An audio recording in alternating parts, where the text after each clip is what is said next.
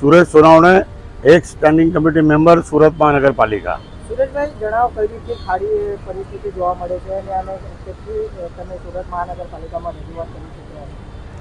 સુરત મહાનગરપાલિકા જે કામગીરી પ્રી મોન્સૂન પહેલાંની હોય છે, આપ સૌએ જોયું છે અને સુરતની જનતાએ જોયું છે કે આ ખાલી કાગળ પરની પ્રક્રિયા છે। ગટાર સાફ કરવાનું કે આ ખાડી સાફ કરવાનું કે અન્ય પ્રકારની જે સ્ટ્રોમ ડ્રેનેજ વોટર છે એ સાફ કરવાનું ખાલી કાગળ પરનું નાટક છે। લાખો કરોડો રૂપિયા ખર્ચે થાય છે, પરંતુ બધું કાગળ પર છે અને જેના લીધે શહેરની જનતાને અને ખાસ કરીને ખાડી કિનારે રહેનાર લોકોને ખૂબ જ વેઠવું પડે છે। આ જુલાઈ મહિનાના 3-4 તારીખથી જે વરસાદ પડી અને 7મી તારીખે જોરદાર વરસાદના લીધે આજે આખું પ્રેમનગર, પૂરા ખાડી કિનારેના વિસ્તાર, મીઠી ખાડીથી લઈને છેક પંચનગર સુધી, અહીંયા બેસ્તાન સુધી પાણી જલમય થઈ ગયેલ।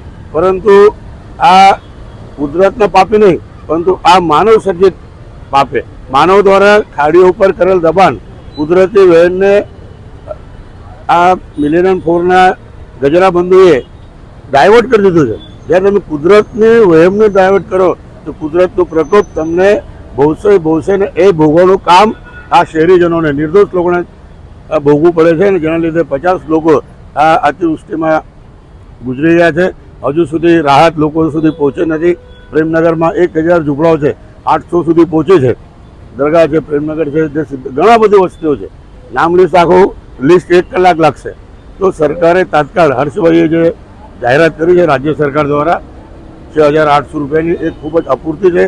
હજુ બી અમારા પ્રેમનગરના કહો કે શહેરના કહો, પાણી ભરી જવાથી ઘર વખરીનો સામાન, છોકરાઓને સ્કૂલના દફતર, ગાદલા, તકિયા, ટીવી, ફ્રીજ, બકરા, મરઘા બધા જ વહી ગયા છે અને માટે સરકારે જે અપૂરતી રાહત આપી છે એમાં તત્કાળ વધારો કરીને શહેરીજનોને આર્થિક મદદ કરવી જોઈએ અને સરકારે તાત્કાળ આ મિલેનિયમ 4 જે મીઠી ખાડી પર આવેલું છે એનાથી સન્યા કણદેશ સુધી લોકોને આફત થાય છે। અમે તો ગત વર્ષે બુલડોઝર લઈને આને તોડવા ગયા હતા, પરંતુ ઉધના પોલીસે અને તે સમયના અધિકારીઓએ અમને પકડીને જેલમાં પૂરી દીધેલા કે તમે આવું શું કામ કરો છો।